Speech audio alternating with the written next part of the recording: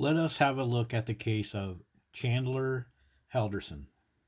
Shout out to this channel that I'm using the video from, Explore With Us. They have some good videos on real crimes. So in this case, we have a young man who dismembered his parents, and he was a dog owner. So when it comes to the dog culture statement that is constantly put out there about, oh, dog owners are the good people, and if you don't like dogs, you're a bad person. That's a blanket statement that dog culture puts out there. But when we respond to that, we use some of the more prolific killers, such as the ones listed in here. I'll put the link in the description. We got Hitler, we got John Wayne Gacy, Jeffrey Dahmer. All of these people had beloved pupper doggos and stuff like that, and some of them used dogs to hurt other people, and there's quite a few other people that are very prolific, like easily found type people. And so dog lovers can say, well, those are just a few bad people in the bunch.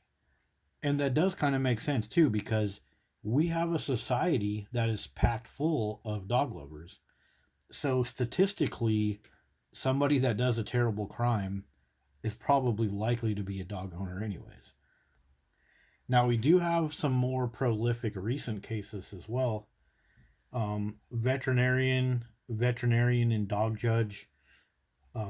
They're being charged with, you know, all this nasty type of stuff. But these are the ones that, they let us see. So, what can we do with this information? Well, one thing we need to understand is the blanket statement.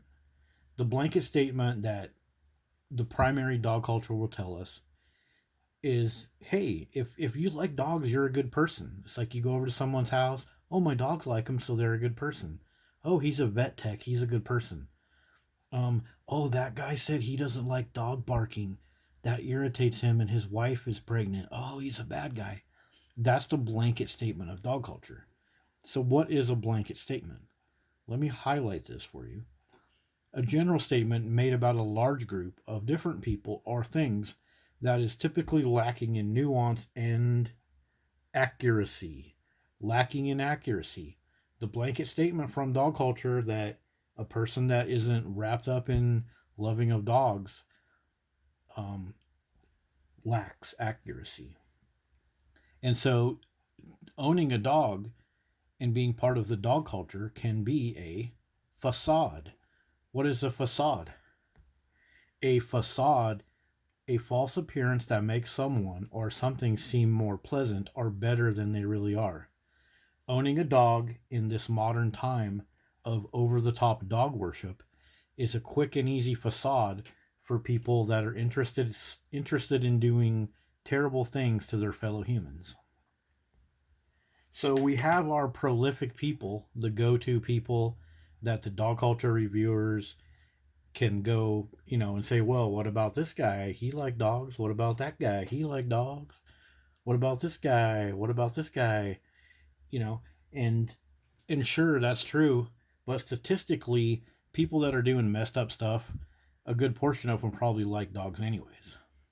So let's go back to our story. So these stories happen um, more than you know, and these people are living lives that are full of dogs. So this guy who killed his parents, he had a life with dogs.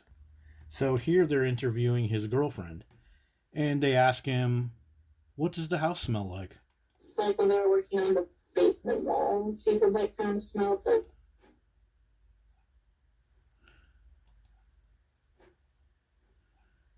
What is what does the smell like in the house? Dog. Look at the look on her face. With all of the other questions, when you watch this video, she's irritated. She doesn't like that they're pushing her. You can tell she's trying to be a little bit dishonest, but dog. The house smells like dog. The house of a kid that dismembered his parents smells like dog. So it probably seems like I'm beating a dead horse here, but people all over the place that have houses full of dogs, they are also the ones that are experiencing these ridiculous, crazy crimes. So I just did a keyword search on the transcript for dog to show you some of the cases. At 7:38, he talks about the dog set his dad off. So the dog made his dad angry. You can watch the video and see about that. Um, Around on Saturday, I was with my dog.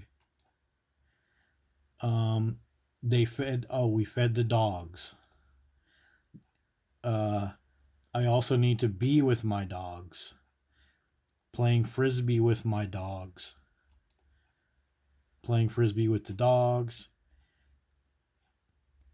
Okay, we're back to the part where the dad set the dogs off. So this person that killed his parents, he had a life with dogs. And in this story, one of the things that happened is he was playing ball with the dogs and it broke the fireplace.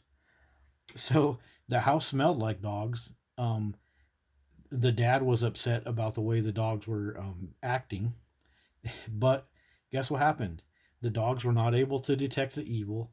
The dogs were not able to help with that kid's anxiety and that kid's thoughts about killing his parents.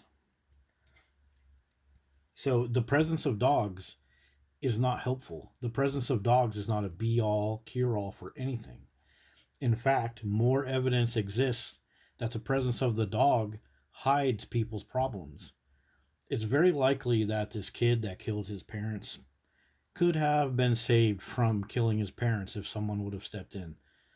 But as a person with a dog, we can all guesstimate that he probably was seen with his dog, and it was an easy way for people to be like, "Oh, he's cool. He has the dog. He's throwing the ball with the dog. Oh, his dad's upset that the dog caused a little problem. Oh, the dad's not a good guy. Oh, the little puppy." Instead of taking that guy aside and saying, "Hey, man, what's up with you? Hey, why are you acting this way? Hey, we got to get you a job." The guy that did these crimes, this guy right here. Sorry about that. This guy right here. Um, Evidently he had a bunch of problems. He was jobless. He told a bunch of lies about being hired somewhere. He was not attending classes for a year, but he told his parents he was.